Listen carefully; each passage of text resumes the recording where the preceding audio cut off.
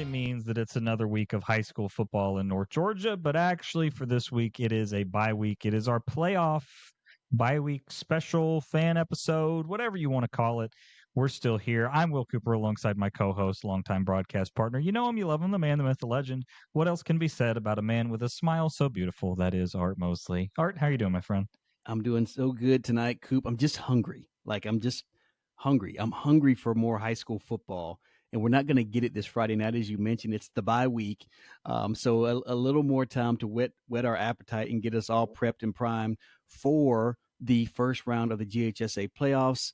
A lot to talk about. We're not going to, as you mentioned, we're not going to get into the entirety of the playoffs. We do have kind of a little special show. We're going to do things a little bit differently tonight. We've got 4 special guests lined up. That's might be close to a record. Not quite sure. Outside of our pregame show, I don't know if we always get 4, but we're excited to have 4 special guests, Coop, and we will talk about some of the games last week. We won't have a complete wrap-up show tonight, but we did want to talk, kind of get you primed for the playoffs, especially in Class 5A, which all of our Cherokee County teams are joining in Class 5A. But, man, I tell you what, Friday night we crowned a region title in the county, so we had to go right to Coach Teter right away. We've got him on the phone, Coop. Without further ado, man, let's get him on. And joining us now on the North Georgia Sports Report podcast, the head coach for the Sequoyah Chiefs, Coach James Teter. Coach, thank you for being back with us. Thanks for having me, guys. Appreciate it.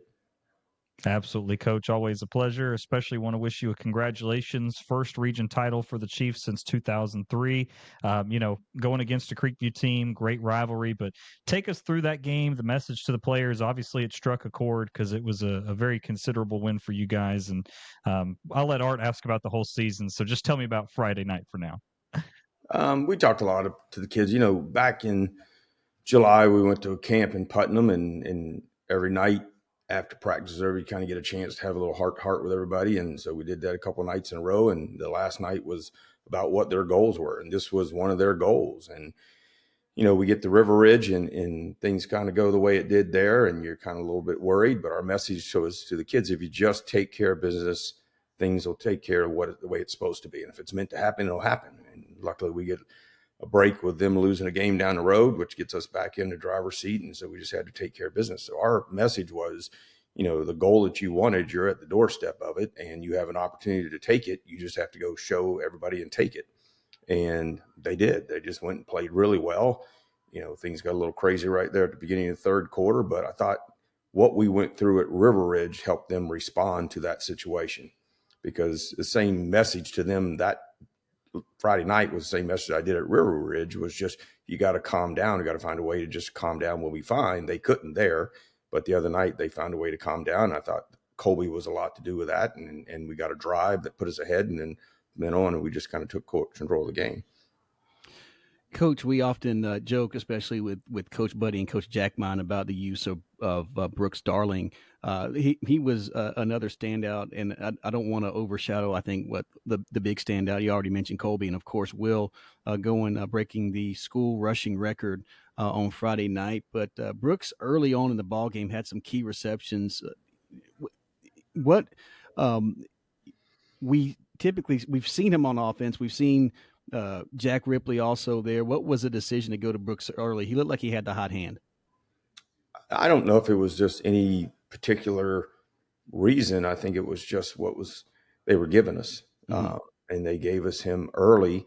And the catch he made on the second drive was just, on our sideline, was just unbelievable. But I think it was just kind of what Ben called and what happened to be at the time, and the way they were playing their secondary gave Brooks a chance to be open on most of those situations. So I think it was more that than it was just trying to force the ball to him or whatever. Coach, when we talk about Will obviously, he set the school rushing record. And, we've kind of talked about him just being that consistent hand that we've seen week over week. I call him one of those lull to sleep guys where he gets 150 yards and it's like, well, yeah, of course he did. That's what he does. But, actually taking a step back and realizing not only his production on the field, but also what he opens up for you guys. Can you talk about what, having that running back and that offensive line, they open the way for guys like Brooks Darling, Jack Ripley, some of these other guys. Can you talk to us about how important it is to have all of those pieces meshing together? Oh, I think it's vitally important for us. I mean, what he's done for us is allowed, people want to try to stop Will, so it opens up the windows for the passing game big time. And I think, Ben knows that and Colby knows that. So the more success that Will has, the more opportunities we have to kind of spread it around and take advantage of some other people. And just, he's such a great person. I tell college coaches calling team, he's as good a person as he is a player. And just to be unselfish like he is at times, because there's been games where we've had to throw it more than we've had to run it just because of what they were taking away from us. But he just seems to every week come out and do his job and does it really well. And the way he runs and how hard he runs, really, like I said, it just opens up other doors for the rest of the offense. Coach, the last few years, you had a linebacker, Taywo Gundele, and I didn't think there was a faster linebacker in the county. And then Drew Williams shows up, and I tell you, he's been an absolute game record. We look at his stats, over 120 total tackles on the season, I believe, at this point. But was a disruptive force. Has been that way all season. You kind of watch him play, and you're like, man, I thought Taywo was fast, man. This guy, and I don't know if you've coached them both. I don't know. I don't want to say better. I'm just going on faster, but. Can you explain? I felt like Drew was kind of burst on the scene out of nowhere after we watched Taywo for a couple of years. What's been the secret to his success this year? Because it seems like it's been a breakout season. I think the attention he started getting in the offseason from the college coaches. He's become such a more of a student of the game and understand things. You see him sit with Brent at times and talk about situations and calls and how to check this and check that. And it's just things he didn't do last year as a sophomore. And I think in his mind, he was probably more of a baseball guy. And then once he really started getting the attention from the college coaches and getting to go meet some of these people. I mean, we've got a picture he sent out to us the other day from Michigan State and him and Tom Izzo, which is pretty neat. Yeah. So I think those things have shown him that he can play multiple sports, and it's really pushed him to become such a student of the game and understanding the situations and everything that goes on with it. Well, Coach, as you guys get the bye week before the first round playoff game, don't want to get too far into the weeds about the playoffs, but as you kind of sit there as a coaching staff evaluating, is this a week that you're going back and evaluating what you can do better as a team, or is this a week where you're more looking ahead, watching film on the upcoming game against Coffee? And obviously saw them last year, a little bit different team this year, but is it more of a self-scout or is it more scouting the opponent ahead? It's a little bit of both. We met Sunday and talked a lot about Coffee and what we think we may get or may not get, and then checking out the film with them. You spend a lot of time this week watching their film.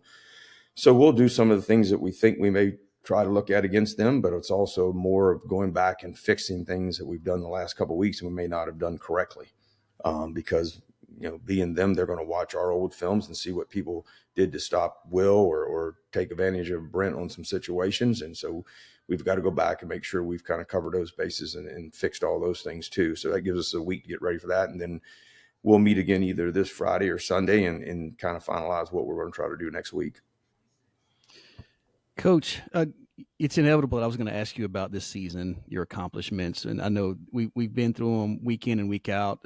Earlier you become the all-time, at the same time, all-time winningest coach in Cherokee County and in Sequoyah history. You crossed the 100 win margin. You've crossed 200 career victories. You won a region title.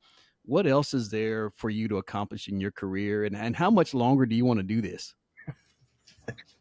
That's that my wife's looking at me because we get that question every week. How much longer we want to do it? According to Brent, I can't leave till his son graduates, so that's 4 more years. According to Justin West, I can't leave till his son leaves, so that's another year it's been added to me. I still enjoy it, like it a lot. I still like being around the kids. I like being around the coaches. I don't call as many plays as I normally do. I spend more time on headsets Friday nights, probably fussing at Brent or fussing at Ben when the things don't go the right way. But so I want to be there as long as they'll have me. What's left to do? It's probably the same thing everybody shoots out for every year. Is the ultimate thing is to try to win a state title. And, our goal this year was to win the region, go further than we did last year. If we go further than we did a year ago, then that ties us with Etowah. And then to we talked a lot about being the team from Cherokee County that had a chance to go further. Nobody's done it. So, but that just being said, just what we've done this year has just been incredible. To take me out of it, just what the players have done, what the kids have done, and the team itself has done. This senior class has just been awesome. Just the amount of things that they've done. We went from Will being player of the month for the state and all the other things that they've accomplished has just been incredible. So as long as they'll have me and as long as we can keep doing stuff like that, I'll hang around. Fair enough, Coach. Fair enough. I won't press anymore. We like having you around because you're fun to talk to, win, lose, or draw, Coach. You've been a good sport over several years, so we certainly do appreciate you. And if I get out, I'll come help you guys. There you go. We'd be glad to have you. You got an open seat every week. You know that. Well, Coop, I don't have any more questions for Coach Teter. I know Coach, our plan is to get you back next week when we really drill down and talk playoffs. But we did want to get you on here and really celebrate the region title. First, again, like we mentioned, first since 2003. That's a big deal, and really capped off quite an exciting season for the Chiefs. It's been fun to speak with you. And hey, let's do it for another 5 or 6 more weeks. How about that? It sounds awesome. It sounds good here in Sequoyah as a region champ, doesn't it? It does sound good, right? You got it. Coach, as always, thanks for joining us. We appreciate you. Thank you, guys. I appreciate you. So again, very special thank you to Coach Teter. It's gone back to the Coach Teter Show. It has been aptly renamed. We're back. All is right with the world. And of course, your 2025 Region 6 5A champs. So set up nicely. And it was always great to talk to him. And, we talk about this a lot. It feels like, when we get to talk to Coach Teter, it feels like we're talking to somebody that, I don't want to say but we're friendly, friend of the show for sure. Big friend of the show, So just really appreciate him taking the time to be with us and talk some ball. And Coop, before I forget, and again, like you mentioned, thanks, Coach Teter. I was so excited to talk to Coach Teter. I completely forgot to ask how you were doing, man. I just stepped right over that. So I need to. Oh, I'm fine. Okay. I was like I said, it's like a celebrity. I was like, couldn't wait to ask him. Honestly, I couldn't wait to ask him how much longer he's going to be doing this. And I probably caught him off guard there, but anyway, it's good to see that you're doing well, Coop, and hopefully the weather has behaved itself there in Texas. It stayed fine. It's not 80, so we'll live with it. It's 79 today, so it's not bad. I mean, it's a little warm for my taste, as we're moving into November, but that's okay because I'm sure in a month I'll be complaining about how it's only 30 degrees during the day because we live in the desert and it's the extremes. But that's fine. There you have it. There you have it, Coop. Our Texas weather report sponsored by First Union National Bank, which is I'm going to figure it out. There it is. This way. That way. Nope, other way. Yes. Oh, my hands right here, right there. First Union National Bank, who is a former employer of mine who is no longer in existence. So they're sponsoring the show tonight. I'm representing the First Union. Coop, we've got another. Let's get back to business. We've got another special guest. We've had this gentleman on the show. We did a call for fans, and not everybody is brave enough to come in our jungle. Some people don't come back. Some people do come. But Jeff Craig. I was going to say Brody Craig. It'd be great to get Brody on, but Jeff Craig, Cherokee. Gosh, God Almighty, a Freudian slip. Sequoyah Superfan and Dad one Brody Craig, starting offensive lineman at Sequoyah. He joins us. He's on the phone next. We're going to get him on, talk a little Sequoyah Chief football. And joining us now on the North Georgia Sports Report podcast, we have yet another fan special with one of our super fans. This week it is for Sequoyah once again, Mr. Jeff Craig. Thank you for being back with us, Mr. Craig. Thanks for having me again. Appreciate it. Big fan. Absolutely. We always look forward to getting to talk to some of the fans, especially you having a couple of players in the program. Obviously, big win last Friday against Creekview, claiming that region title. First one for the Chiefs since 2003, setting up a really good path in the playoffs, which we'll talk about a little bit later. But, you were there, I would assume, on Friday night, seeing the game take on at the Grizzly Den. So give us a little bit of backstory on what you saw from your perspective there and what you felt like really stood out to you in that matchup on Friday night. Sure. Well, first of all, shout out to the Creekview Touchdown Club. They had a nice little event before the game for the all the little trick-or-treaters that couldn't go trick-or-treating that had to go to the football game. And they invited the folks from Sequoyah to join them. So my wife and I gave out candy to all the little kids before the game. And I just, they made us feel really welcome over there, and, and even invited us into their tailgate. So it was pretty cool. Great atmosphere for a game. It was a little bit chilly. It was not as many people there as I thought would be that I've seen at previous Creekview Sequoyah games, but I think that may have been because of the being on Halloween night, being a little bit cooler and all that. But nonetheless, the people who were there were loud. The Creekview student section was very, very loud. Our student section was loud. Great environment for a game. Started out all Sequoyah. It got on the board. I think that we anticipated them loading up the box to stop Will a little bit more than what they actually did. They kind of played it straight and looked more to take away the big play rather than, Will pounding it down at them. And so I think we had some little bit of packages in there to counter that. And as you saw what happened later in the game, we really just went to Will, and just having him pound the rock in the second half. But in the first half, we mixed it up a little bit. Got on the board early, got a nice field goal in the second half, and then as do all games happen, between rivals, there was a turn in the tide. Looking to pound it in right before half, and they had a guy make a play and stopped us on the 1 yard line, took it to the half, and they came out on fire. And I will tell you this, the play that they ran to start the second half I would have loved to design that play. It was great. Usually what you see is there's a little bit of a wing or slot motion coming across, and it's normally a rollout. That guy's running a little flat route, and then you have two routes behind that, and you're just looking like essentially a top-down read. But what they did was the quarterback rolled out, but the guy in motion stopped, turned around, went back the other way, stopped. They threw it to him down the backside. Our guy who was supposed to cover him got caught up in the wash, and there it is, 65 yards. He didn't get in, but might as well have right at that point. Great play design by Creekview. I really, I went back and looked at that. I was like, wow, that's good right there. So they carried that momentum, stopped us on the next drive.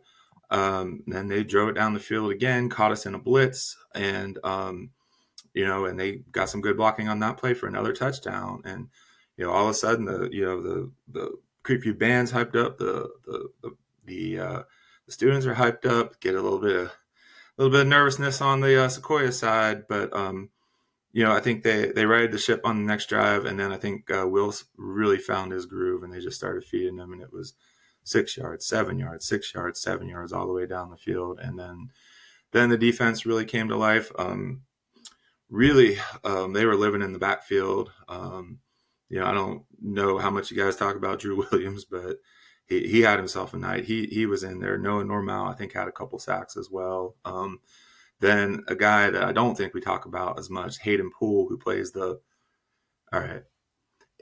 I like to call it the Will linebacker, but that's not what they call it. They call it the Jack, but it's the weak side linebacker. He had himself a nice sack. And he's having a great year.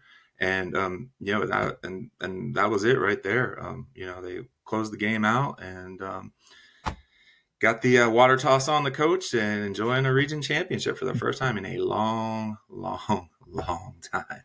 So it's great day to be a Sequoyah fan. Absolutely, Jeff, and thanks for that recap. As you mentioned, it was 10-0 early. Sequoyah Creekview scores two back-to-back touchdowns, like you mentioned, well-designed plays, and then Carson Lott springs for a 26-yarder. But I think what was impressive, as you mentioned, is, and we talked to Coach Teter about this earlier, the resolve of Sequoyah not to buckle, and you talked about that rivalry game. So impressive, Jeff. You've had a, and as we finish, you mentioned 21 unanswered points after Creekview goes up. So in the finals, 31-14 at Sequoyah with their first region title again since 2023, and in a season that's 2003. I'm thank you, Will. 2003. I'm getting ahead of myself. In a season with a lot of uh, uh, accolades and highlights. I think not just from a individual player perspective or coach, but this team I feel like has accomplished so much. What is the sense in the Sequoyah community about this football team compared to the teams that since you've been following them, Jeff? It's really interesting. I think, back when my kids were younger, it was, hey, make it to the playoffs. That's a pretty good year. And then in 2018, I remember we loved watching that team. They just kept defying the odds, even though I remember being over there at Creekview that night, and Creekview lined up on a 4th down and ran a fake punt for 50 yards down the middle I think it might have been for a touchdown. And so even then we couldn't get Creekview. But, I think a few years ago, it started with this senior class, which is amazing. They just started to build the program. One of the things that's really stood out to me is there's not been a lot of movement on the coaching staff. These guys pour into these kids. I mean, it starts in the spring and into the summer, and then they all go. The past few years, they've all gone away to camp at Putnam County, and that really solidifies and bonds that team. And I can't say enough good things about the coaching staff and how much they really care about these kids. But it's so this program has been built to where now it's, instead of, hey, it's great we made the playoffs, there's expectations. I think one of the things that Coach Teter told the kids is after the game is that, hey, when we talked in Putnam about goals, this was number one on our list, winning the region, but that wasn't the only goal. So there's more to do. There's more to play for. And now it's time to buckle in and see what they can do. So I think as a community, we're super excited, but at the same time, you're always, cautious, in the sense that, your next game could be your last. There's I'm sure we'll talk about the opponent coming up and what all that entails. But I mean, it's an exciting time. It's been a great couple of years. I don't know when the last time this program has enjoyed this level of success at this high of standard for such a continued amount of time. Yeah, I think the answer for any Cherokee County team, the answer is never. I think that's the thing that stands out to us. A little bit of backstory about me and my journey in this whole world was, I started doing this professionally in the 2018 season, and being first year broadcaster, I didn't really know that making it to the Elite Eight or having two teams go to the Elite Eight wasn't the expectation every year. And then 2019 was super disappointing. And then 2020 River Ridge makes it to the Elite Eight. So, for 2 or 3 years there in the early 2020s, I was very confused why everybody was just kind of content with getting into the playoffs. And I think Sequoiah's really changed the conversation around that in a lot of ways. When you look at, to your point, yes, there's a huge senior class element that I feel like in this playoff bracket in particular is going to help them a ton, because when you look at the teams that they're going to be facing outside of Roswell, if they make it that far, which, hopefully, then I think that they have a big advantage in terms of just returning talent that's been there before. And I think that helps a ton. And of course, winning the region title, you get those games at Skip Pope Stadium, which is obviously showed last year, right? Being able to host Gainesville. I don't know that game goes differently in Gainesville either way. I mean, they kind of handled that game, especially in the second half, but made us feel a lot better about it. And then making the trip down to Woodward, and then obviously, Coffee was a different story for a different game. Thankfully, they're without Woodgett this year, so we don't have to worry about that. But I think your point about that being just a completely kind of flip on the program, and we talk about this a lot, Art and I do, kind of jokingly, but when you actually think about the coaches that you would offer a lifetime hypothetical contract to, Teter probably already has one since he's been there for so long. But if he doesn't, let's go ahead and sign him to one that just whenever he wants to, whenever he wants to be done, that's fine. But until then, he's here. And I think, the other one would be Collins at River Ridge. Those are really the two guys that you look at and you're like, whenever they're done, that's fine. But they can be here as long as they want to be. But I really appreciate that perspective on, the community aspect of it, because I think that, as far as the fans and parents go, I mean, I think a lot of that has to do with how much has changed, because, we were talking to Coach Teter earlier. He was telling us about how he doesn't call plays anymore, and Coach Jackmine got to take that over. And I think that, we see that in the higher levels of football a lot, where, coaches that are play callers often don't have the success the head coaches that aren't play callers do. And I think we see that where Art mentioned it, but you get to trust your coordinators to make those right play calls. So I really like that. And that does lead us into, we're not doing a full breakdown yet. That'll be next week, but Coffee, kind of the dog that bit you last year, coming back into town. What's the vibe around, the players that you've heard, some parents talking back and forth, anything that worries you about Coffee, anything that you're looking forward to in that matchup? Because I think for Art and I we'll distribute a little rat poison here, but I think we feel pretty good about Sequoiah's chances to come away with a victory on a couple of Fridays at least. I think it's a different perspective. I think this time you're coming in as a favorite. We're coming in as a favorite. I checked the Maxwell ratings when they came out and the Cal preps, and I'm a math nerd, just like you probably will. And it's somewhere between 17 to 19 points, and so I mean. At the same time, very dangerous team. I know you weren't there last year. Art was there. Nothing you've ever seen before. It was probably the craziest half of football I've ever seen. I just couldn't believe it. Here we are, a running team, and our quarterback sets a school record for passing yards because they're daring us to throw the ball, and we are. And then their guy just every time taking it to the house. It was crazy. I don't know what was in the air. But, I think that, like you said, the experience again will help. This is Colby Martin's 7th football game in the playoffs. It's almost a full season worth of, of playoff games. So definitely not going to be in a place where this is going to be new to us. And I think there's going to, again, there's going to be some comfort level. We get to be at home. I just saw somebody sent that to me, that Coffee's having a half day so all their, parents and students can come to the game. So it's obviously that's going to be a lot.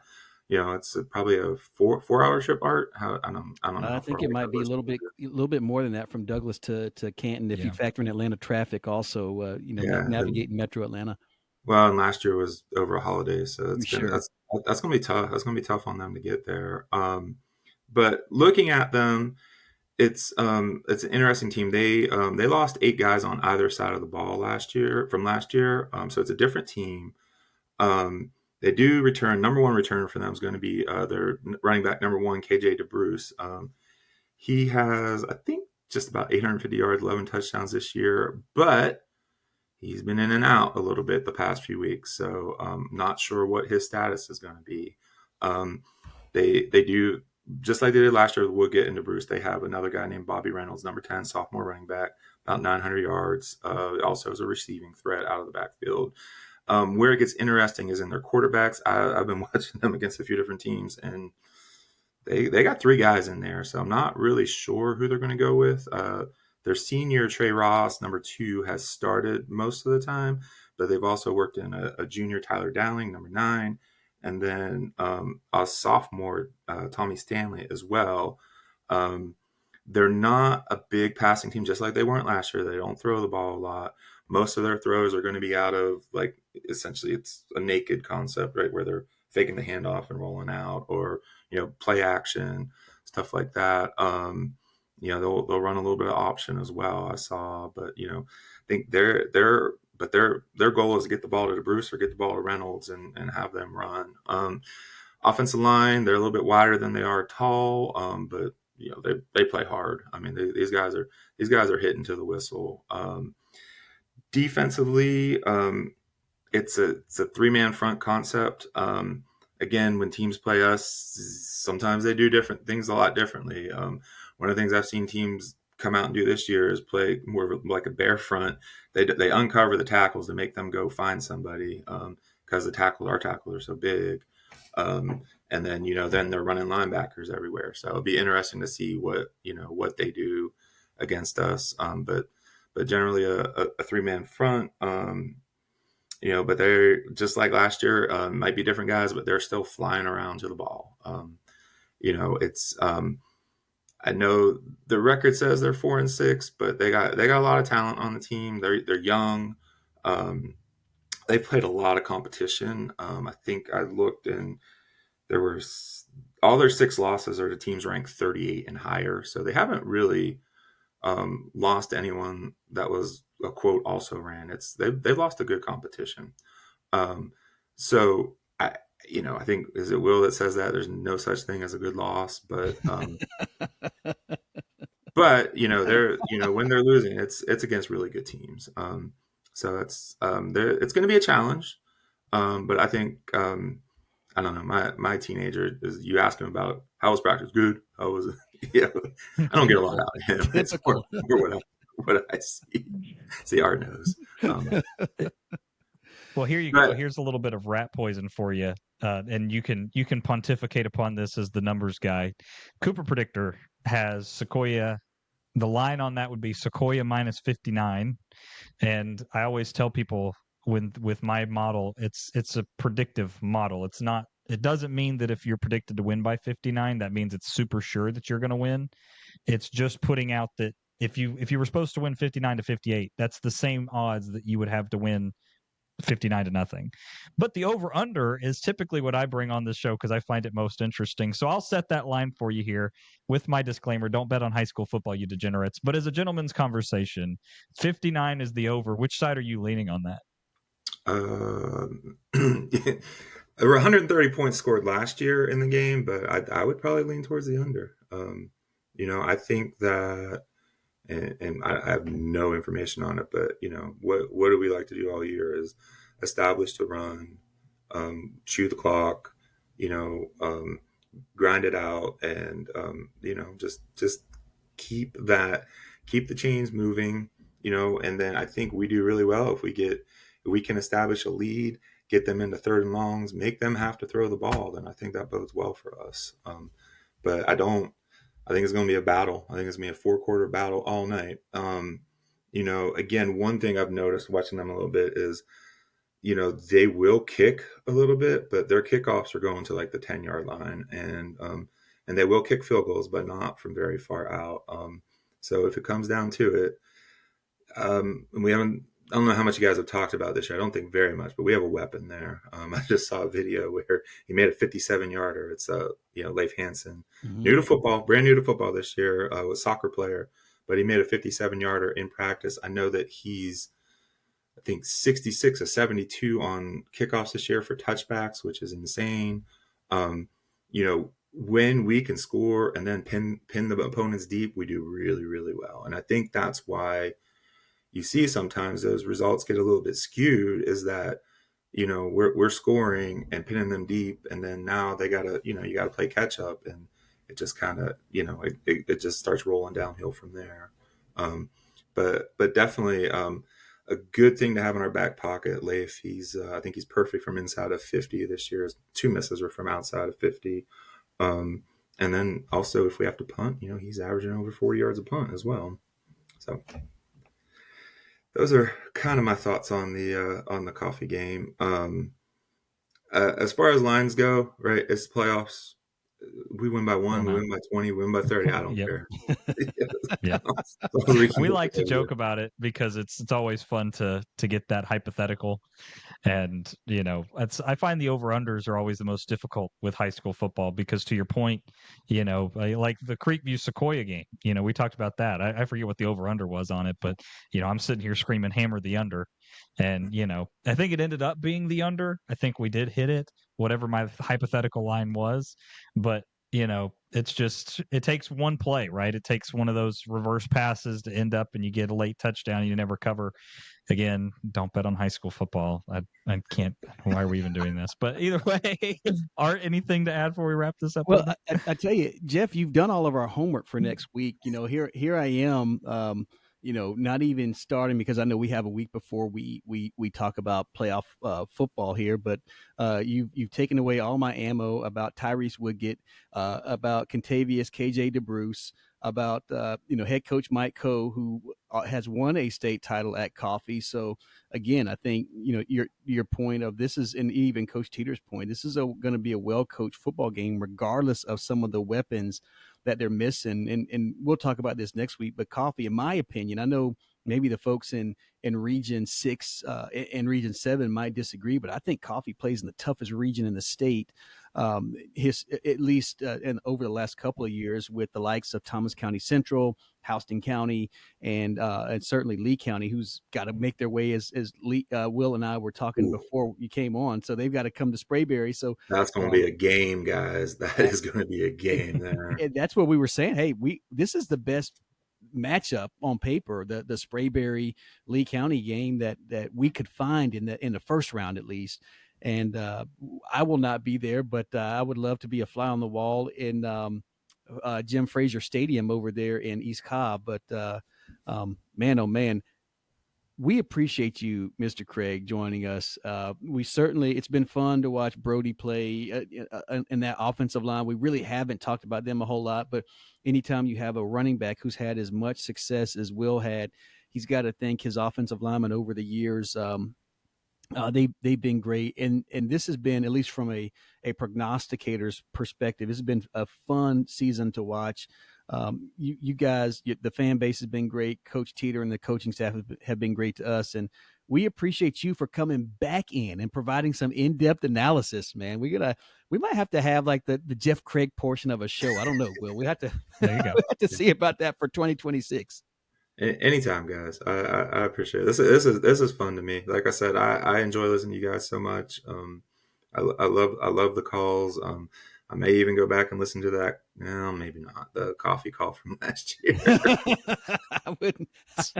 We might have burned that one. Stick with the Gainesville one. Exactly. Gainesville one was pretty good. Exactly. That was pretty good. Yeah, absolutely. Well, awesome. Thanks again for joining us. We appreciate you, Jeff, and best of luck to the Chiefs. And man, like we told Coach Teter, we'd like to be talking to the Chiefs Nation for the next 5-6 weeks. That would be amazing. I hope so too. Excellent. Thanks again, sir. We appreciate you. Have a great afternoon. All right. Thanks, guys. Appreciate it. So thank you to Mr. Craig for joining us. He's obviously been in the lab breaking down some film, man, going over, bare front concepts, top to bottom reads for the quarterback assignments. I mean, really getting into the weeds there, which we love. I mean, don't get us wrong. Sometimes we try to tone it down a little bit, but we love talking ball and really appreciate him being on.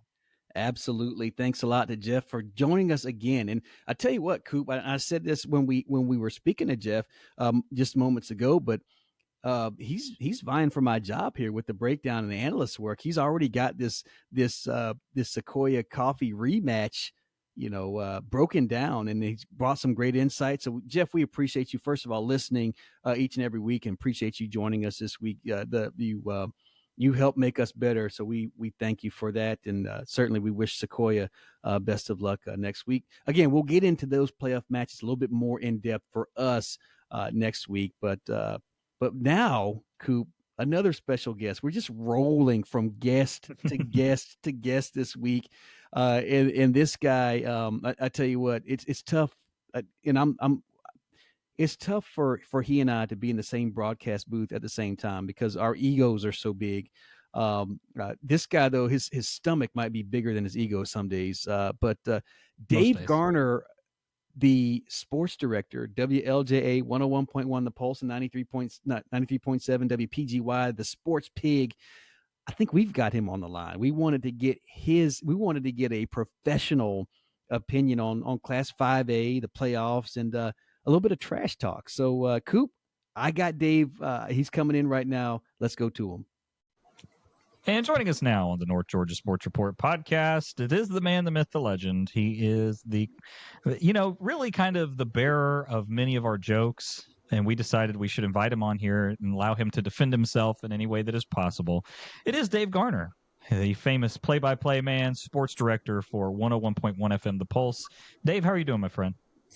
I'm doing all right, man. I'm just here to return some of the abuse that I've been given all year long. Because what a lot of people don't realize is what goes on behind the scenes, all the conversation, all the text messages, all the different things that are talked about. There's a lot of different things. So I'm glad to be on with you guys tonight. Looking forward to it, man. We're getting ready for the playoffs.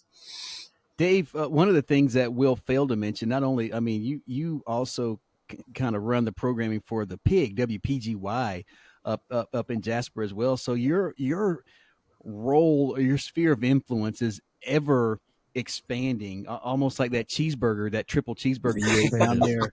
I knew there it is. He beat me to it. There it is. Beat me to it by that much. I knew it was coming. He's even got you going now, Art, man. I'm telling you. Golly, the abuse that I take. It's just you have uncanny. You have thick skin. You're a great sport. So we do appreciate you.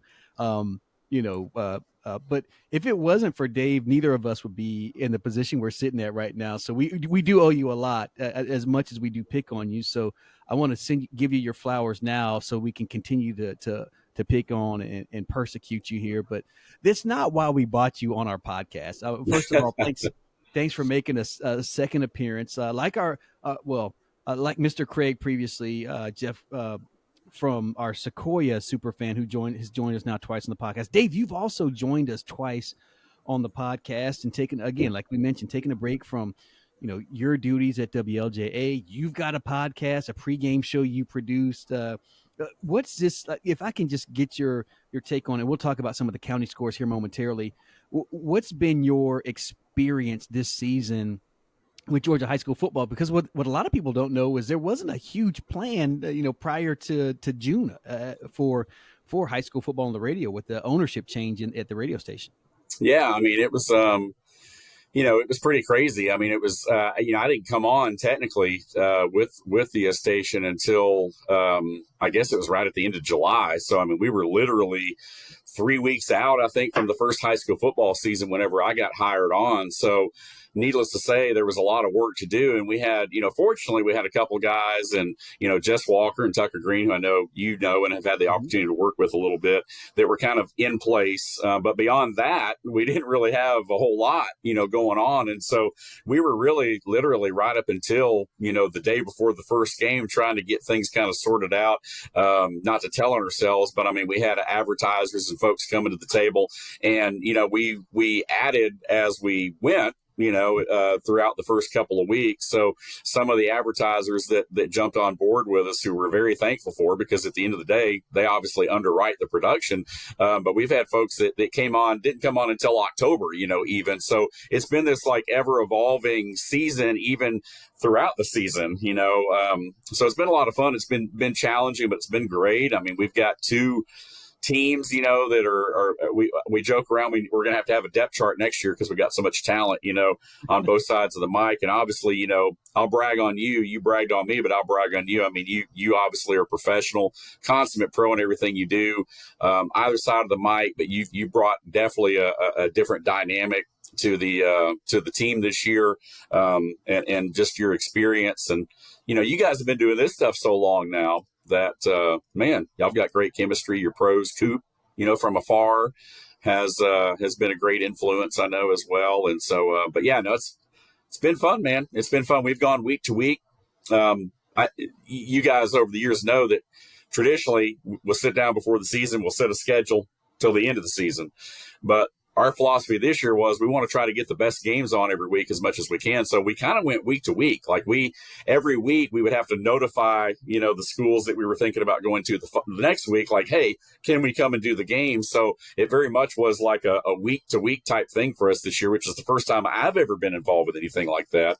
Cause we've always set the schedule, but yeah, 12 straight weeks this year. And we're going to roll right into the playoffs next week. So it'll be a lot of fun. Well, me? Yeah, It's my turn to interrupt this love fest. I wasn't sure. I mean, you guys are going back and forth, complimenting each other, and I get a little chip in there at the end. I figured the whole thick skin thing would lead to another joke as well when Art started talking, but it didn't go there. So Well, I just wanted to give you your time to get up on your soapbox. I just let you two go. I didn't know we were talking about the Falcons tonight. Lord, we don't have time for the Dave Falcon report. Yeah, we'll do that later. I mean, another time. I did want to ask, since you are such a big Falcons fan, did you make your way to Mercedes-Benz for the tryouts for place kicker? Man, I tell you what, I don't think I could do any worse. I mean, it's been kind of crazy. I saw they'd cut their kicker and they signed Zane Gonzalez, who's a veteran, but who knows? I don't think it's going to matter much, unfortunately, in the grand scheme of things. That's the least of their worries, isn't it? Yeah, exactly. Yeah. They got a lot of other fish to fry at this point.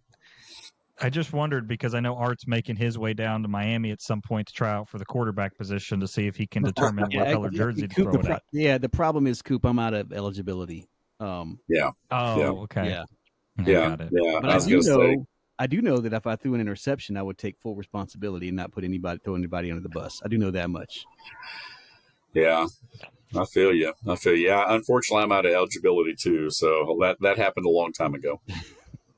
Well, there you go. So, either way, guys, we got some high school football to talk about in the midst of all of the, compliments and jabs that we're taking at each other. So, just want to run through these scores real quick with you guys. Anything that stands out, just a, real quick hitter here. River Ridge 56-7 over Lassiter gives River Ridge a 7-3 record on the season. Guys, that's kind of, I'm sure if you're a fan of River Ridge, you're really wishing that we had the playoff system that'll be in place for the next couple of years with the power rating system, because they would be in.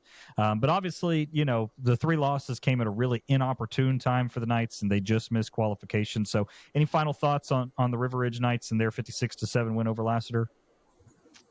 Dave, I'll let you go first. Well, great way to end the season. Certainly you want to go out on a high note. I think that when you look around the state and you kind of see the system is the way it's set up, and you guys have probably seen a lot of the tweets and things that are being sent out about GHSA this and that. And I know like Southeast Bullock is one of those schools that's been very open about, getting snubbed, after they had beaten a team 48-8, Beach County, I think, but then they made it in instead. And so, it's not a perfect system. I mean, and I think that's the thing. And we see that at the college level, certainly with NCAA and selection committees and this, that, and the other. And anytime you take the math out of it and it becomes more subjective, more so than it, becomes, mathematical and this, that, and the other, you're going to have some criticism. And so I think that, it is a situation where, it's going to be an ever evolving process. But back to, River Ridge, I mean, obviously a lot of highs, but some lows not making it in. I mean, to know that you're the only team that beats Sequoyah, all year long, but yet you still shy of the postseason, man. I know that's heartbreaking. I know I talked to some River Ridge fans actually earlier today over the phone and stuff. And, it's one of those things where it's like, man, how did we not make it in after, the season we had? But, that's the hand they were dealt. And, at the end of the day, you gotta win those games that count, especially late in the year. Yeah, Dave, I agree with everything you're saying. I think one of the things that made a little bit of difference, Hunter Lockerman returned for the season finale to help lead River Ridge over Lassiter 56-7. Coop, as you mentioned, I think if you take away the lack of a playoff appearance this season because of those losses, those inopportune losses, it's I don't think River Ridge has anything to hang their hat on. Their defense was as expected, week in and week out. Offense again, without Lockerman, I think it really showed. And that's no disrespect to Andrew Rowe, who stepped in at quarterback to end the Sprayberry game and to play against Creekview, but just a lot to overcome. So what could have been, what might have been, but the injury bug certainly did bite River Ridge at the wrong time. 7-3 record, nothing to beat, nothing to hang your hat on, Coop. But that's the way the cookie crumbles this year. Yeah, if this and butts were candies and nuts, we'd all have a Merry Christmas. So, perfect example of it there, fellas. Moving on, the next game, this one was a little bit lopsided, and that was unfortunately against our team in Woodstock. Got out to an early 7-0 lead, thinking, okay, hold on, what's going on over there at the Woodshed? And then the Yellow Jackets swarmed in. 62-14 was the final there. Woodstock, obviously, if you talk about a season that just kind of took a roller coaster of emotions, right? Opened up with a loss to Etowah, and then, they handled their business against some lower class teams that we talk about, Woodland, Cartersville, North Springs. And then in the region, they started off with a win against River Ridge, which looking back now makes all the difference in terms of seeding, because they would have been in if they had beaten, Woodstock, but River Ridge is the odd man out because of that. Tough loss to Creekview, tough loss to Sequoyah. This one was a little bit unexpected in terms of just the overall score. But fellas, your thoughts as Woodstock gets the bye week. They'll head over to face Thomas County Central, another Yellow Jacket team, later in the year. Yeah, I mean, I think I think that, you look back, anytime you have a season that plays out the way it does, you're always going to look back at that moment, that week that, wow, that ultimately ended up being the difference. Who would have known that in week 3 or week 4 or whatever, it was, that would have been the game to kind of decide the outcome. But, Woodstock, again, making it in, obviously Thomas County Central is one of the best teams in the state of Georgia, no doubt about it. So that's going to be a tough task. I mean, when you look at that crossover region, and it really is amazing. Coop, you and I were talking earlier. I mean, just some of these first round trips, this is like a quarterfinal type of travel appearance, and we're seeing all these crossovers have to take place, in the first round of the playoffs. I mean, what a bus ride, in round one to have to go all the way down to Thomasville, right on the state line there south for Woodstock. But it's definitely going to be a tough challenge for them. And that's obviously the thing is, the exciting thing is you make it into the postseason, but the challenging thing is if you're a 4 seed, then you're playing the other team's number 1. And typically that's going to be one of the best teams in the state. So obviously for Woodstock, great season. I remember a couple of years ago, and I haven't really been plugged into it until this year as much with high school ball. But, obviously this is a Woodstock program that struggled, over the last several years until last year and kind of turned the corner. And so I'm excited for this program. I think moving forward, this first round game obviously going to be a tough one for them, but hey, did what they needed to do ultimately to get in. That's what it's all about. Yeah, Dave, Woodstock, I was a little shocked as we were broadcasting the Sequoyah Creekview game, seeing the scores come across and early thought 7-0. And I tell you what, the Sprayberry team, I don't have the game recap in front of me, but this is kind of what we thought they could be coming into the season. And I don't know if they got tired of listening to us talk about how disappointing they've been with all of their 3, 4, 5-star defensive backs and a really athletic quarterback. But tell you what, and my question is, I don't know how good Sprayberry is. I know they got it done against Woodstock. This is also a team that on the road at Creekview struggled a little bit, did come out with the win, so found a way to win with some adversity. But Coach Dan Devine and Woodstock, having them back into the postseason, unfortunately, again, the 4 seed. Last year it was Milton. This time it's Thomas County Central. The only difference, I think, and Milton went on to win the state title. The only difference here, I think, is the bus ride. And those, Dave, Will, you guys play sports, as you know, those can be some of the greatest moments as a high school athlete to take a long bus trip. And Dave, to your point of it looks like quarterfinal matchups, these are bus rides we could see in every classification over the next couple of years in this new playoff format as the seedings come out. We're already seeing it in Class 3A, Class 2A, and both Class A divisions, and even in the private school division. But Woodstock, back to them, great season, great way for them to make it back to the postseason. And they've got a chance. This is a team in Coop. I know their season's not done. We'll talk to Coach Devine. Hopefully, we'll have them on next week. This is a team that has a lot of underclassmen coming back, and it should be. I think as we look, and not that they can't beat Thomas County Central. I think it's possible.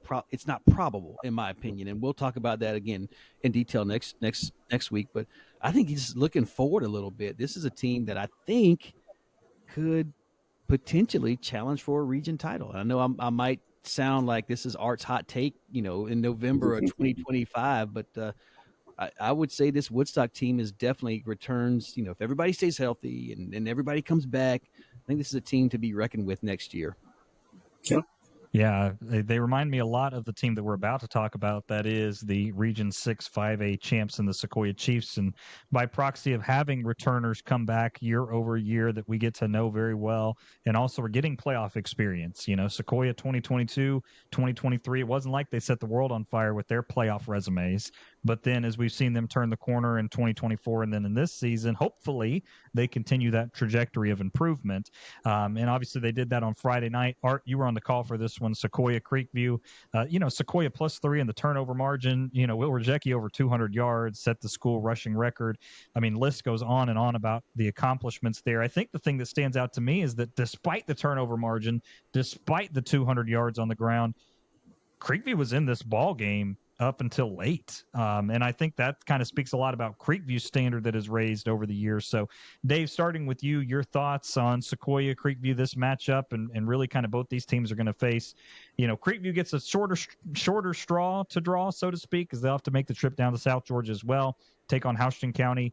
Sequoyah does get Coffee again, a rematch from last year's playoff game, but they get it again at Skip Pope, and dynamics are a little different this year. But what's your take on that overall?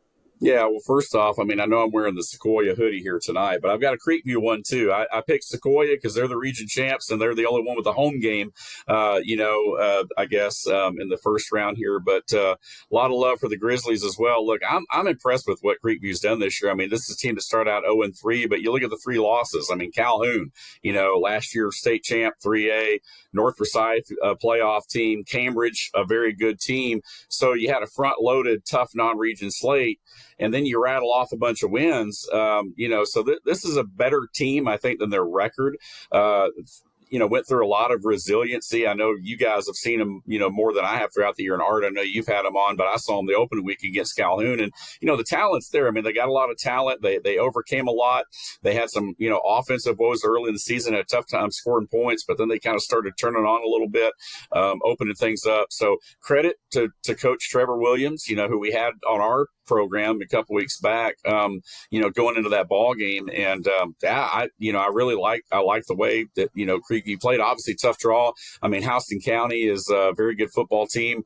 I think they're, they had the loss to Thomas County Central, I guess, and, as well. But, a very good football team. It's going to be a tough, round one opponent down there in the Macon area. Creekview doesn't have to drive quite as far as Woodstock does, but it's still a decent haul there for a round one matchup. But no, the power is kind of shifted in that Macon area, because if you look at it, it used to be Warner Robins and it was Northside Warner Robins, and that, the county school, Houston County, was a afterthought.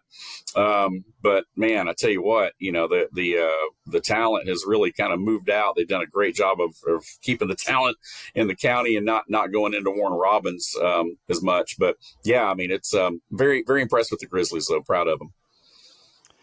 Yeah, Dave, I'd echo that. I think, when we saw them play against Calhoun, we thought this could be a very long season. And even Will, as we interviewed Coach Williams, throughout the course of the season, we talked about, and especially last week when he talked to him, he just talked about this senior class and how many people didn't expect a ton, but they're gritty. And I thought we saw a gritty performance from the Grizzlies on Friday night. Got down early, had a chance and really to quit, and had a big stop on the goal line as the first half was coming to a close, in a stop that really, Sequoyah could have put that game away almost, going up 17-0 at halftime, and then getting the ball back, but they didn't. They stopped. Creekview got to stop. Creekview got to score early in the second half, and they just continue to battle. Unfortunately, I think they're probably a little more Jimmys and Joes on that Sequoyah sideline than there were on the Creekview sideline, and that was ultimately the difference. You're talking about a Sequoyah team that has the all-time leading rusher in school history now in Will Rejecki, and this doesn't matter, and maybe it shouldn't matter, but you've got Coach Teter, the kind of the at the head of the class in terms of coaching in Cherokee County with well over 100 wins now in Cherokee, upwards of 140 overall in the state of Georgia, and then 200 over 200 career wins. So a lot working against the Grizzlies, but with the way that they play football, if they can, and we'll talk about this next week, I think because they don't have to take as long of a ride, it is down in Warner Robins area. This is certainly a battle tested house and county team that, again, this is one of the best regions in the state. But I think what Creekview wants to do and can perhaps suck the life out of the stadium down there. You may have an opportunity to pull an upset if you're Creekview, but they'll have their work cut out. But Sequoyah, man, I tell you what, this region win was like an icing on the cake, and you heard it in Coach Teter's voice, Coop, when we talked to him, how well he thought the team rose to the occasion in the face of adversity, and really when this region title started a long time ago, before we got to the first game in August, they were dreaming up their goals, and mission accomplished for Sequoyah. We mentioned it with Coach Teter and Mr. Craig as well. Coffee comes to town, a rematch in that game. Likely a couple different superstars on each side of the team, but again, a dangerous Coffee team. I think that when we saw them coming into last season, I think they were number 3 seed last year, if I'm not mistaken. And really, at that point, Tyrese Woodgett had some good games, but we hadn't seen anything like the performance he had in that quarterfinal matchup. And again, KJ DeBruce is back, so it should be an interesting ball game. But hats off to Sequoyah. We thought they could be a 10-0 team. They did have the slip up against River Ridge. They were able to bounce back. They seem like they're playing pretty good football. And Coop, I'll harken back and I'll shut up on Sequoyah. We talked to Coach Mike Collins, who we just recently, we spoke of his River Ridge Knights. And when we talked to him, he said, hey, this team is probably 1 or 2 dudes away from winning a state title. That's how good they are. And I think when they're playing their best, they've embarrassed Kell, they embarrassed Sprayberry. They can embarrass anybody, and not in a bad way, but they can just really exploit their strengths and your weaknesses. And I think that's what makes the Sequoyah team so dangerous. Yeah, and I'll add too that this is obviously a different Coffee team. I think that obviously you're talking about Tyrese Woodgett, which, by the way, he's not going to be at Georgia Military long. I mean, he's already got a bunch of offers to move up. So I think that he's definitely, you go down and you look at Georgia State and Kennesaw State, all in different schools. So I think it's only a matter of time before he kind of steps out of that JUCO mold, and we start seeing him on Saturdays in the near future. But without him, I mean, it's definitely a different dynamic. Not that they're not a good football team, but when you look at what they were last year compared to this year, I think it's definitely a lot different matchup, I think, for Sequoyah this time around. However, the memory still lingers from last year, and so I'm sure if you're Coffee, you're looking at this game, probably licking your chops thinking, well, we know what we did last year. So from a confidence standpoint, you're going to have confidence, making that trip, to Hickory Flat. But I think for Sequoyah, this is their chance to kind of, redemption time. I know teams don't always think about that, but teams do think about that, So I definitely think it'll be an opportunity for Sequoyah to, to maybe get over that hump, and like you guys talked about earlier, it's a, like with Woodstock, it's a progression, right? It's every year you get a little bit better. This is Sequoyah's chance now to make that next jump by beating the Coffee team, even though they may be a little bit different than they were last year. It's still mentally and psychologically, it's still a jump for Sequoyah if they're able to win this round 1 matchup. Yeah, I certainly think so. I mean, I put out the line a little bit earlier, but I mean, I think our predictor has Sequoyah as a 59-point favorite. Obviously, that is not something that you would see on a book anywhere. But, I do think that a lot of that has to do with the fact that the teams that they have blown out that have gone on to do great things. We talk about Kell in the other bracket, they've played a large swath of teams. I mean, even Cherokee, after that game against Sequoyah, they found a way on offense for the next 3 or 4 games to really put it together. I mean, they were averaging 40 points a game over 4 games before the injuries to the quarterbacks happened in the Etowah game.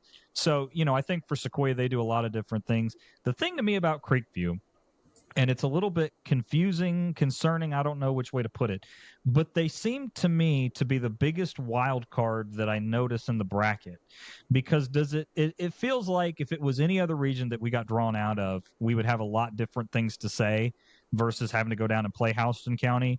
But they've really competed with the top level talent. I mean, when you look at their game against Sprayberry, I famously said on this show, that was a win by the officials in partnership with Sprayberry more than it was Sprayberry defeating Creekview.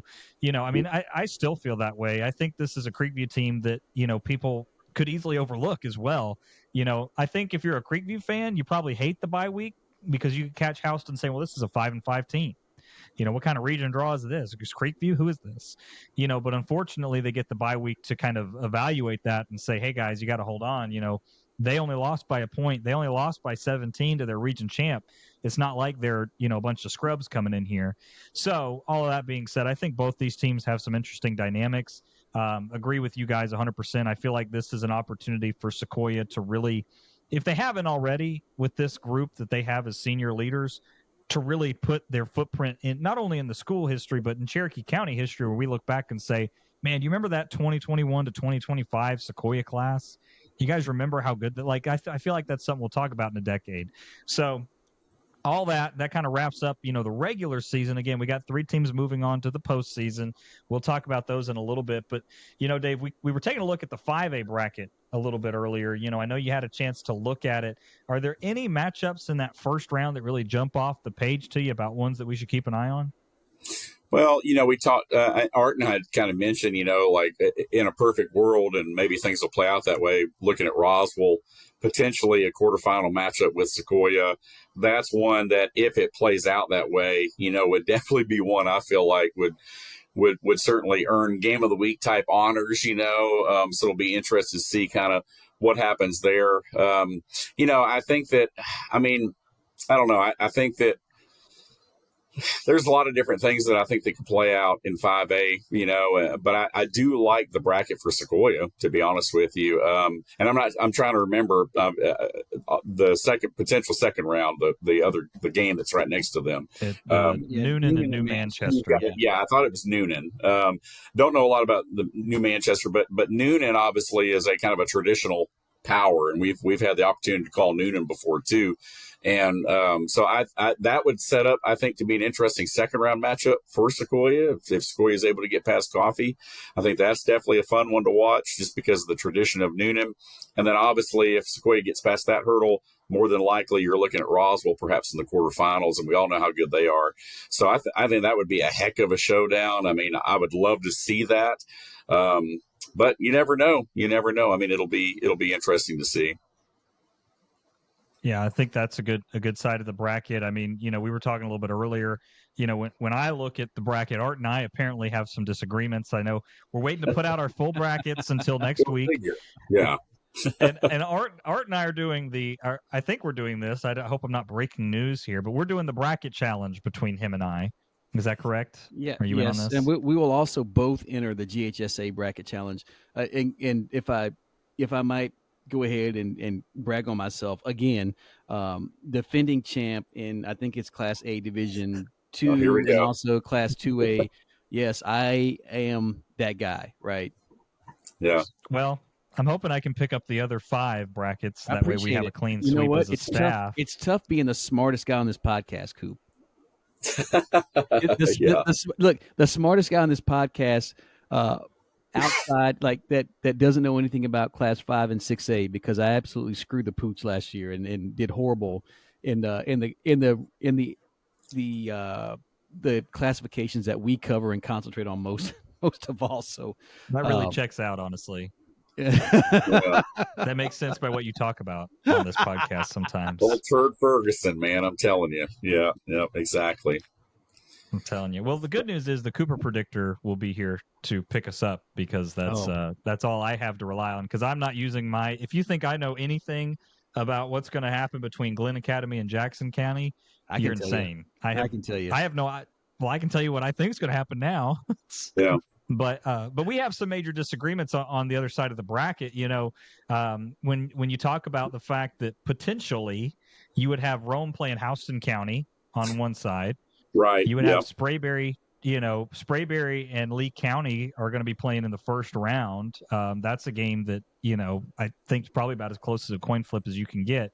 And the prize of whoever wins that gets to play Langston Hughes. So a lot of fun for you on that side of the bracket. And then I think the one that lines up maybe best for a team is Thomas County Central. When you look at who they have in the top side of that bracket, I mean, Woodward Academy is a decent team, but they're not world beaters. When you look at what they've done really over the last couple of seasons, they're not that big of a threat. And I would say that Thomas County Central, having gone through the region that they did, they'd be heavy favorites in that one. So there's a lot of interest, but I agree with you guys. I mean, you look at Roswell and Sequoyah. I mean, I think for Sequoyah, you can find a way to get through those first two brackets pretty easy.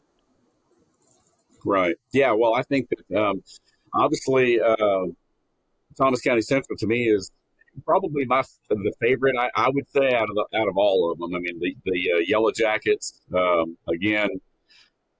A team that traditionally is tough. I've had the opportunity to call them before years ago. You kind of didn't hear about them for a long time. They just kind of went away, and then now here they are again. They're really good, and that whole area of the state kind of didn't really hear a lot about it because, as we always talk about, the power's kind of shifted north. I mean, to a certain extent, outside of like the Lowndes and Valdostas, or whatever, and occasionally the Colquitts, a lot of the power is on the north side there in North Georgia. But yeah, I do like Thomas County Central, man. They have been the dominant team all year long, and so I would say they probably are the favorite. I think going into the playoffs out of 5A overall. Or anything to add to that? Yeah, I would think the favorites, in my opinion, since Dave mentioned that, I still feel like Hughes is a team to beat. Right now, I do like Thomas County Central. They've been consistent year over year. I think I think it might be tough for a team like Sequoyah. I think we looked at Jimmy's and Joe's. Tough for a team like Sequoyah to overcome Thomas County Central. But first, they've got 3 more games before that even happens for us, before we start talking about that. I think Coop alluded to something. We were talking about our disagreements, and I'll bring this up. Milton, a team that was third in their region, lost on a long field goal by Roswell's excellent kicker Blair Borismarty. He nails a long field goal to send the Hornets to the region title. Milton, kind of a tough luck loser, lost their quarterback. He'll be back this week, or excuse me, in the first round game against Shiloh. I think Milton is a team that can make a run. I'm underwhelmed by Jackson County, and I know Coop disagrees with me, or at least the predictor does. But that Region 8, I think, is maybe one of the weaker regions in the state. You did have, like I said, Jackson County. Habersham Central was a number 2 seed in that region, but they're a team that struggled week in and week out. A 7-3 record with a loss to Flowery Branch, who's a 3A team, a big loss to Cherokee Bluff. Jackson County did beat Habersham Central 53-6. They lost to Jefferson, who's a 3A top 10 team. But I mean, I just think you're looking at the likes of Clark Central, Alcovey, Appalachia, Winder Barrow, Loganville. Those are not what I would consider. It's not what I would consider a powerhouse region. You beat White County 17-3, Stevens County 27-3. That's a 2A team. I am extremely underwhelmed by Jackson County, and I'll take all the hate mail from the Commerce area, because I put the Panthers on blast, and of course I'm sure they'll come out and win and beat Milton or win that first round game and beat Milton in the second round. But yeah, I think Hughes, if I had to pick, and I'll go ahead and I won't be bashful about it. If I had to pick, I think Hughes is the winner from one side, and then Thomas County Central from the other, and that would be my early pick for the state title game. I think that's a fair pick. I mean, I'm hard to argue with that. Obviously, the brackets we will distribute them. We'll do the full show next week where we'll have all of those brackets laid out there. But Dave, anything else to add, my friend, before we let you go? No, man, my fish tank lights went off because it's too late. So that's why it's so dark behind me now. So you can't tell what's going on back here anymore. And it looks like somebody else is trying to pop in there. So it's like trying to figure out what's going on. That's why we're trying to get you out of the way, man. Trying to get me out of the way. So I'm good, man. Let me go. But no, I've enjoyed it, man. I appreciate it. Looking forward to the playoffs, and can't wait to talk to you guys again down the road, man. It's it's nice to have a bye week kind of built in. I know some people gripe about it, but it's kind of nice at least to have, be able to catch your breath and kind of hit the reset button. And so we can hit it full force when it gets here next week. And rolling right along here, joining us as our Creekview fan this week, we have Mr. Counts joining us. Bo, thank you for being with us. Yeah, sorry, I may have messed y'all up, but I'm glad I'm here. I'm glad I remembered in time. Hey, all good, all good. We can make it work. This is a very laid back type environment, especially this week, kind of the dead week between the playoffs, which Creekview thankfully is a part of. Not a very fun draw for that first week of the playoffs, but still glad to be in contention either way. So with that being said, man, I hope you were there on Friday night. Obviously, didn't come out the way Creekview fans wanted there. Sequoyah is a really tough football team, but man, the story of Creekview this year has been resiliency, and that kind of played out in that game with really storming back there in the second quarter and early in the second half, I should say. Yeah. So I was not able to be there. My daughter is on the softball team who went down to Columbus and won their back-to-back state championship. So I was not able to be there, but you can the thing about Creekview is you can definitely. Any game they're in, they're competing, and even last year, I don't think they lost many games by less than a touchdown, by less than one score. So, the defense is always tough, and the offense, when they get going, they can put up some points. So, we always want to beat any team that we're against, but name of the game's toughness in football, especially. No doubt. Bo, thanks for joining us again. Of course, you and I have a common bond. Our sons graduated last year, played on a Creekview football team together. And of course, you mentioned your daughter winning a state title. Congratulations. That is a big deal going back to back. She's following in her father's footsteps, Coop. Yeah. As Bo was a Forsyth Central legend over there. North Forsyth. I'm sorry, North Forsyth. Yeah. I apologize. I don't want to get beat up next time I show up at the Grizzly Den there for making that error. But, Bo, I've been critical about the Creekview fan base, and of course I do it on our podcast, and it's just even had a couple conversations with some students. And it's like, yeah, the adults seem to just be sitting on their hands sometimes, and it's not all everyone, but it's it was interesting. I will tell you the atmosphere. This past Friday was pretty electric, despite some sparseness in the crowd due to Halloween. And we talked to Jeff Craig, who we had on earlier, our Sequoyah Superfan, and his comment was, "Hey, it was loud," and despite the fact that the rivalry wasn't there. You've been at more Creekview games than I have this season, but I won't harp on the crowd. I do want to send them their flowers for being loud and proud on Friday night, but your thoughts on this football team from game 1 to game 10 and their growth this season? Yeah, total turnaround. I think even from last year, where they started really fast and kind of lost some steam at the end once region hit. But this team has gained ground, and it's really refreshing to see. I think there was a lot of question marks coming into this year about the size and the physicality, and you're seeing kids succeed that you probably didn't really know about or thought that they would succeed, and that's a real breath of fresh air, and just the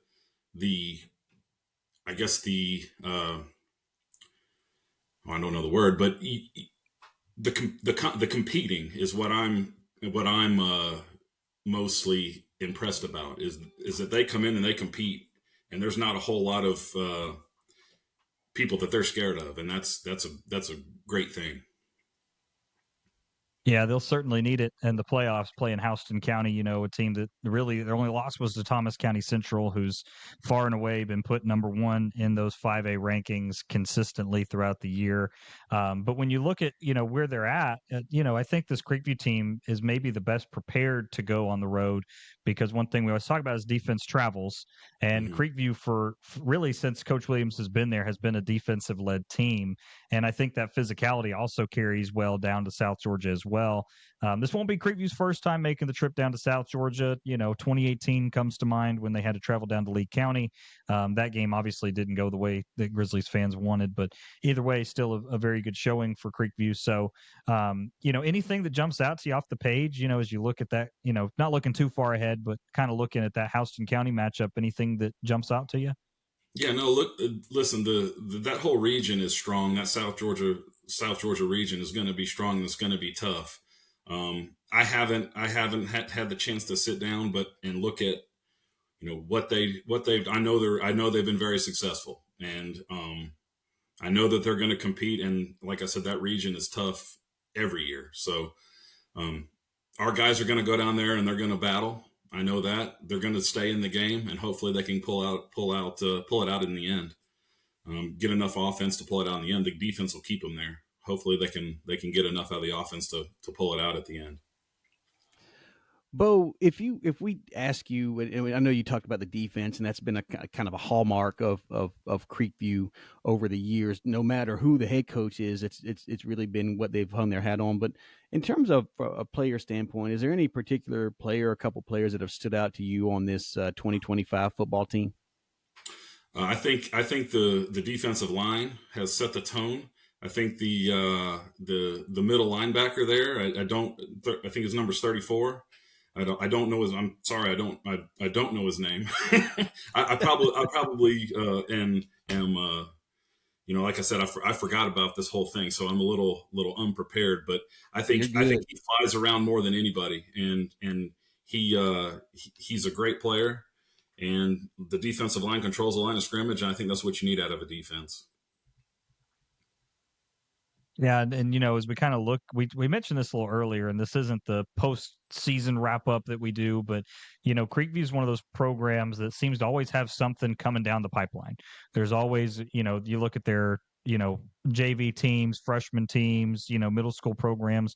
They always seem to have, something coming down the pipeline. Is there anything that stands out to you, across the program, whether it's the consistency that Coach Williams has kind of built there, or whether it's, I don't want to say that it's all Coach Williams, but it's certainly been that way for a while, I'll say, with that program. Is there anything that jumps out to you about that, and as you kind of look at the future of Creekview? Yeah, so I coach the 8th grade team right now. I'm the head coach of the 8th grade team. I have an 8th grader, and they remind me a lot, Art, of the 8th grade team that your son, that Henry and Charlie played on. And we have a good quarterback. We have a bunch of good running backs. We have linemen that get after it, and we've been very successful. 6th through 8th grade, we've made the Final Four every year. Haven't been able to pull it out. We run into Dalton, and they kind of put it on us most of a lot of time. We led the game last year the whole time, and they finally wore us down and got a late score to beat us. But you have I think the 9th and the JV programs are always successful as well, and they're based on that physicality, and that's what we try to base our guys on too in 8th grade. And Coach Williams and Coach Martin are really involved. They come to our practices, they give us advice, they host us for meetings. If we have questions, they're always open to answering our questions. But yeah, I think we're built. I think you have to at Creekview. You're not gonna out athlete anybody. You're going to have to be physical. You're going to have to be smart and disciplined, and to win football games. And I think that that goes up and down the program. Absolutely. Great points. And, I've got access to the roster since I did the game last week. Landon Parker, number 34, the linebacker you were mentioning. And I was really, going to say Landon Barnes, but I think he's the quarterback. that's quarterback. Yeah, that's a back. Back. I'd say backup, but Landon's had his fair share of starts due to injury this season and has filled in nicely. But you also Landon have Parker, Austin Penrod. You guys talk a lot about him on your podcast. He's of course he's a great player. He's gotten a lot of playing time. And Charlie and Henry got to play with him a little bit in JV and on varsity last year, so it's we got to see a lot of him, and he's just an athlete. I mean, he can go and do it on both sides of the ball, and that's he can. I think at the next level he's going to do well as well. Excellent. Well, Mr. Counts, I don't really know. Coop, you got any more questions for our super fan from Creekview? I think that's it, man. Looking forward to the matchup against Houston and seeing what they can do. And I think we all. I'm working on, if I can get around some softball games, I'm gonna make that trip. I coach travel softball, so that kind of gets in the way of some stuff too here at the end of. And I'm a glutton for punishment, Art. It's a but I enjoy it, and get to pass on my knowledge. I was a baseball player in college, so I get to pass on a little bit of knowledge to the next generation. I really enjoy it. So not just a super fan, but also someone who's given back to the community. So Bo, we appreciate you on all fronts. We appreciate you being a fan of the show, first of all, and also bringing us a little insight to Creekview, their season and the future, because I think that's something that we're always trying to figure out, not jump too far ahead, but understanding what's coming down the pipeline for not just Creekview, but all of our county teams. And we appreciate you for laying that out. I got to say, Coop, this guy probably raised one of the best kids, Charlie Counts, one of the best kids that I know. And so Bo, congratulations on that. We love Charlie. And you guys have been, again, you've been a great fan. It's been great to be around that community over the last couple of years as my son matriculated through. And thanks for joining us on the program, and best of luck to Creekview on next Friday night. Yeah, thanks, Art. I appreciate it. Yeah, Charlie, he surprises us every day. He didn't have the high school career I think he wanted or expected. And he finally got an opportunity as a senior. Now he's at Reinhardt playing and battling for a spot, and a local kid that stayed local, and he's enjoying it. And that program up at Reinhardt makes men out of boys. So we're happy that he's there for sure. Absolutely. Well, Bo, give him our best. And again, we appreciate you. Thanks so much for joining us on North Georgia Sports Report. Will do. Thank you, guys. Appreciate it. Thanks for working me in. So thank you to Dave and Bo for being with us, man. Got him so tightly packed in here. We're rolling right into it, brother. And we are, and we didn't get a chance. There's a story there between those two. We mentioned Bo Counts, former baseball player, state champ at North Forsyth. Dave actually called Bo's games on the radio. That's how old Dave is. That he called Bo Counts' game during the state title over there at North Forsyth on the radio, if I'm not mistaken. It could have been ETC. I can't remember, Coop, but Dave going way back. And I say he's so old, but honestly, he's not that old. Well, yeah, he is. Yeah, he is. What am I doing, Coop? Yeah, he is. Yeah, he is. He is. But again, thanks for Dave for joining us, providing some insight. He's a consummate professional. He is our punching bag sometimes. We appreciate him with the thick skin and also the opportunities he's presented for us and being a partner of the North Georgia Sports Network. And of course, Bo Counts joining us. We mentioned congrats to the Creekview softball team. We don't talk about that enough, but winning a back-to-back state title, Creekview Superfan telling us about this team, their resilience, their grittiness, their defense, things that really have come to fruition from week 1 to week 10. This is a team that's made a total turnaround. And Bo, we appreciate you talking about that and also talking about the future. And good to know that Creekview coaching staff is investing in the next generation already, those middle schoolers. And I tell you what, that's how you keep the pipeline fresh. That's how you continue to make become a consistent make consistent playoff appearances. And that's what Coach Williams and his staff are doing over there. And again, thanks for Bo for joining us, Coop. And that's I know I said a mouthful, But that's all we have time for tonight, I think. That's pretty much it, man. I mean, we went over playoffs. We got the county breakdowns in. We're talking with Dave. Again, next week's going to be a fully packed show. Art and I are doing our playoff brackets. We'll be putting that out there for everybody to see. We're going to be breaking down the games for all of our Cherokee County teams in the first round of the playoffs, and we'll keep doing that throughout. We hope to have the coaches on as well. So, everybody stays tuned. We're in the bye week too. We're trying to fill the time as much as we can, but we're excited to be back with everybody. And next week will be a full breakdown show. So I'm with you, partner. I think that's a mouthful for a bye week. Absolutely, Coop. Man, thanks again. Our executive director, our executive producer, our executive editor, Will Cooper wears all these hats. So, if you're enjoying the content we've done this season, make sure you shout him out on Twitter, social media. Will does such a fantastic job making sure we have great material week in and week out. And so we certainly couldn't do this without Coop.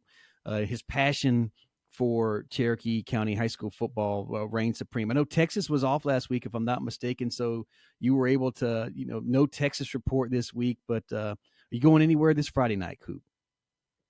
Most games are played on Thursday this week, oddly enough. I mean, the one that we may end up at, Thursday is kind of a weird night to head out to a football game, kind of an off night. But Prosper is going to be playing Plano West. That is for really the second seed of that region. They call it districts here, but a region. So with all that being said, Plano West comes in 6-3. Their 3 losses are just some of the tougher teams. Prosper's only lost to Allen. We talked about that a couple weeks ago, so that'll be a good one. Everybody else playing teams they should take care of. So not a lot of tightly contested playoff races in our area, so we'll keep it fairly local, and we'll see what we can turn out. But, we're up in the air on if we make it out to one this week or not. Fair enough. Well, Coop, Friday night off for me. I'm looking forward to it just to relax and get prepped for this stretch playoff run. And as always, we thank everyone for joining us, for Coach Teter, Jeff Craig, Bo Counts, and, of course, our good friend Dave Garner. I've been Art Mosley, my good friend, co-host, broadcast partner, longtime friend, the golden voice, the golden boy. You know him, you love him, even from far away, that perfectly coiffed hair. Will Cooper, we appreciate you joining us. Y'all have a great week, everybody.